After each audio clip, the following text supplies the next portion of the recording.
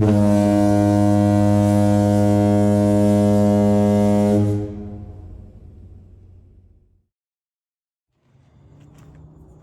good evening, folks. If you're watching this video tonight, that means we didn't get kicked off last night for exposing all of the truths that we've been made out to be conspiracy theorists. I hope you get a chance. If you have not watched last night's video, that's going to be something you want to watch.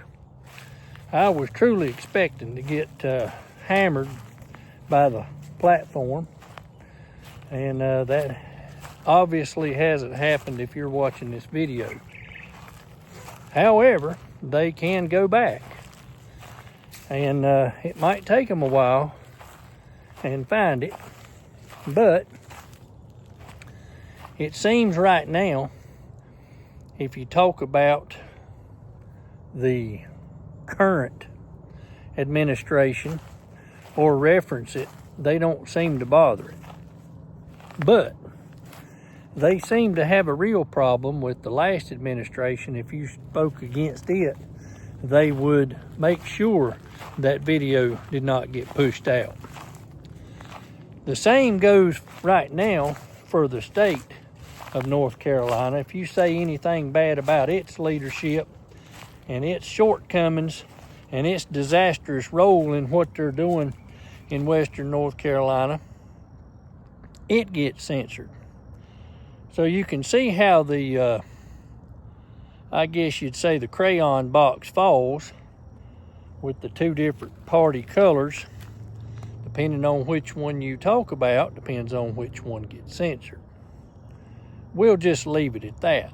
I think you folks can figure out what that color may be, you know, and we'll go from there.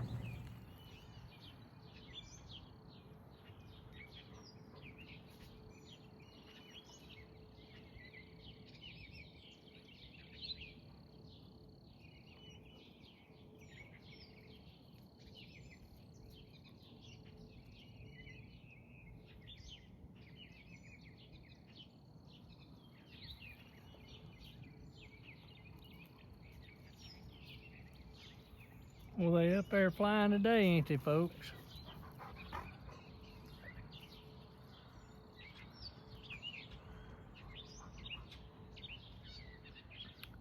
The sky is loaded with them this evening, folks. I mean, just absolutely loaded.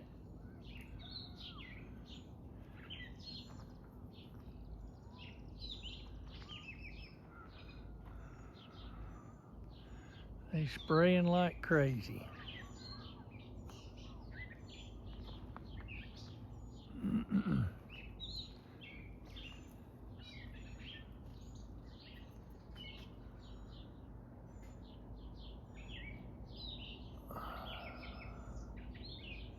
Just above the carpet clouds.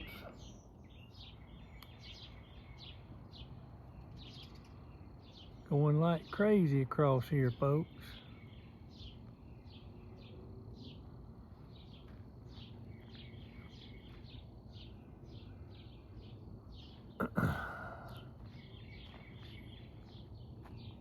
Ain't that something?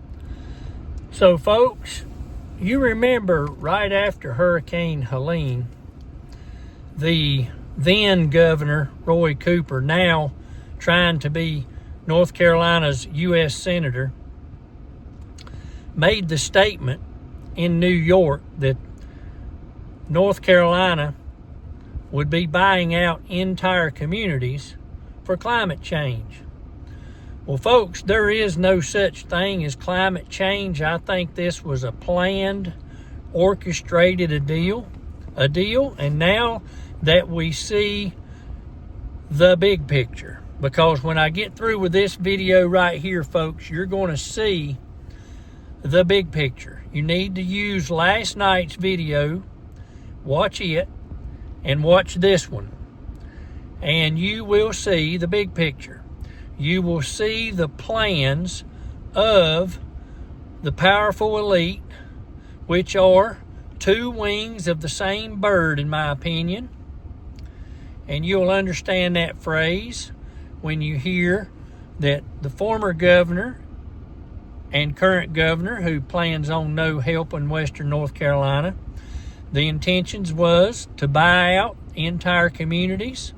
And it states in the picture I'm getting ready to show you, the quote from that appearance in New York by former Governor Cooper, now candidate for U.S. Senate in North Carolina, who was a disaster, on the plans of buying out entire communities due to climate change, which in fact turns out to be for a land grab for rare earth minerals, which would be lithium, nickel, copper, and quartz. And after you watch this segment of the video, folks, you're going to understand what we've been saying all along and been called, as last night's video was told, conspiracy theorist. Well, now that the big picture is about to be revealed, folks, you're going to see we're not crazy. We didn't come up with some lunatic idea. It is a fact, and that is the plan of the powerful elite, which are, in my opinion, two wings of the same bird. There ain't no difference, folks, in the blue side or the red side. I think they're flying side by side, and they got the same head, and they know exactly what they're going to try to do, and that's make a mint off of the folks in western North Carolina through mining and AI.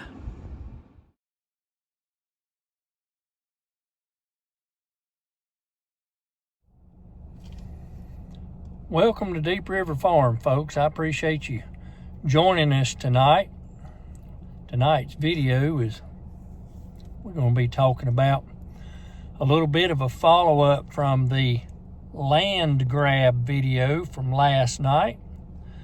And we're going to talk about that the U.S. Congress now moves to unlock the mineral wealth inside the United States. And guess who's at the center of it? That would be North Carolina. Let's just get right on down to the meat of it, folks. The House just passed in January on a 214 to 208 vote. And they voted to overturn the previous administration rule that had withdrawn 225,504 acres of land in Minnesota's Superior National Forest from mineral exploration and development. The previous administration's public land order had blocked access to some of the largest untapped deposits of copper, cobalt, and nickel in the United States. The stakes, folks, extend far beyond northern Minnesota. As we stated last night, China currently controls roughly 90% of the global rare earth mineral processing.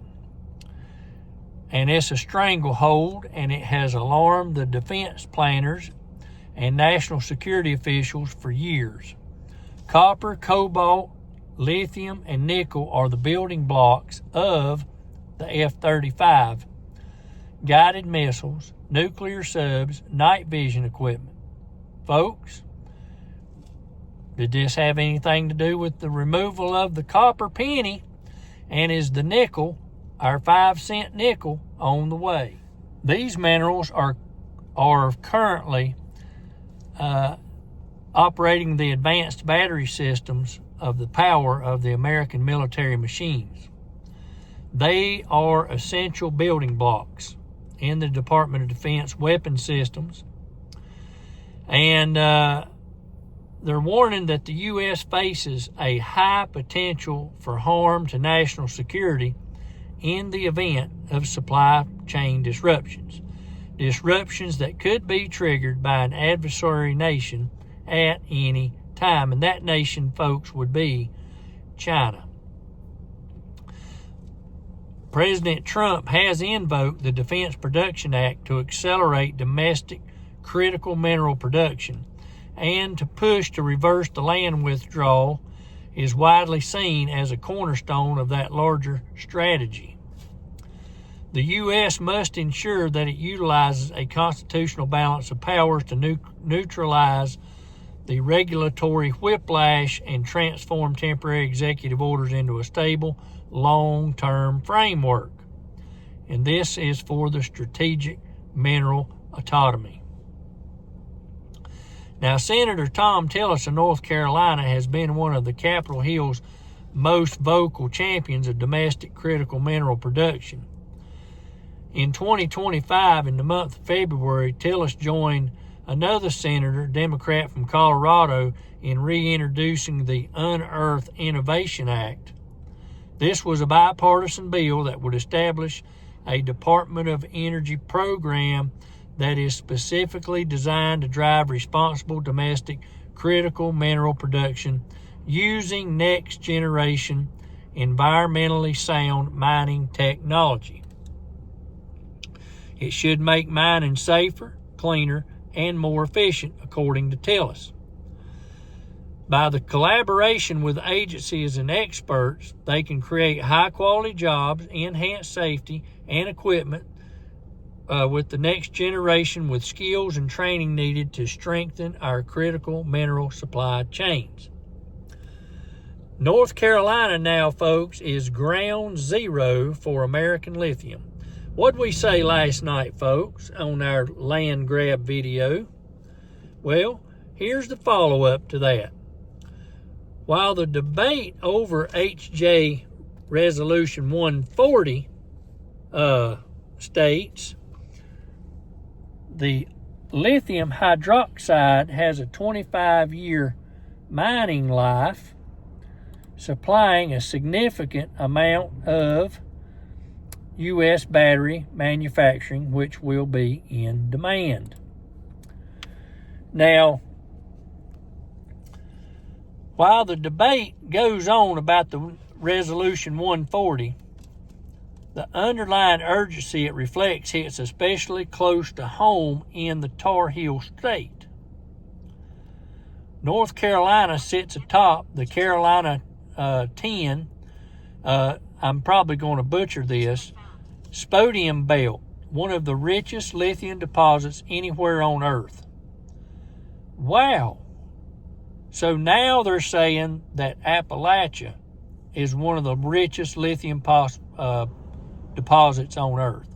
Now the big picture is seen, folks. We talked about people getting on the train last night, stepping on the platform, riding the train with the rest of us that know, and now it's coming out of the Congress and the Senate that they have the richest, one of the richest lithium deposits anywhere on Earth. So now we know why they don't want our folks from Western North Carolina rebuilding, and they want them out of the way. Two of the country's most consequential critical mineral operations call the state home. The Albemarle Corporation's Kings Mountain facility that we mentioned last night is a 1,200-acre complex, and the Department of Defense has called so strategically vital that it has given, and we mentioned this again last night, a $90 million contract under the Defense Production Act to help reopen and expand the site's lithium mine. This facility produces battery-grade lithium hydroxide, lithium carbonate, and lithium metal products essential to the nation's battery supply chain. The Piedmont Lithium's Carolina Lithium Project, which received its state permit from the North Carolina Department of Environmental Quality in May, is projected to produce 489,000 tons of lithium hydroxide over a 25-year mine life. Ain't that something, folks? And the lithium is just the beginning. Vulcan Elements has announced plans for a $1 billion rare earth magnet plant in Benson, North Carolina, a facility that would manufacture the powerful magnets used in everything from electric vehicles to the advanced defense systems positioning North Carolina as not just a mining state, but a full-spectrum critical mineral powerhouse. Well, ain't that something, folks? Now, the big picture is in full view. As we stated last night, we was trying to skirt around for some time and telling some things about this that, we didn't want to put all out in one video because we're afraid it might be pulled. But if we kind of skirted around the outside edge of the puzzle, maybe the ones with some common sense could see the big picture. And now, folks, after last night's video, and we're tying this one in with it, we have the full picture now, folks. The full picture is in view. So you people that don't believe that there's a land grab going on in western North Carolina, now here's the whole truth and nothing but the truth that has come out from our own Congress and Senate of the United States. So, folks, this just came to mind when I was reviewing the video and editing. This just came to mind. If you have to sell your property in western North Carolina because you've got nowhere else to build, you can't get out from under the financial strain, you can't get out from under the mortgage it's about to do you in, and you're going to need to sell, make sure, folks, that you retain your mineral rights. Yes, retain your mineral rights. That way, if there's ever a mine that comes on that property, make sure that you get your royalties from underneath that soil that you had to sell to a bank or whoever, an investor or whatever. Make sure you retain your mineral rights. It may not pay you up front, but it may pay you or your children or grandchildren in the long run. To top it all off, folks, the connection between the critical minerals and the national security is woven into the fabric of daily life here in North Carolina, as North Carolina is the home to some of the most strategic, important military installations in the United States. Fort Bragg, Camp Lejeune, Marine Cherry Point Air Station, and Seymour Johnson Air Force Base.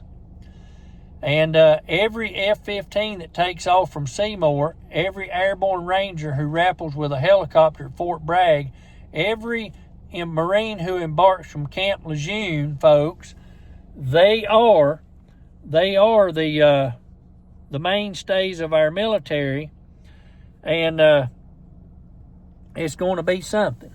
All of those people that leave those bases, folks, all of those minerals are critical to all of the systems that operate on those major Air Force bases. Ain't that something, folks? Now we know the whole story of the land grab. There it is.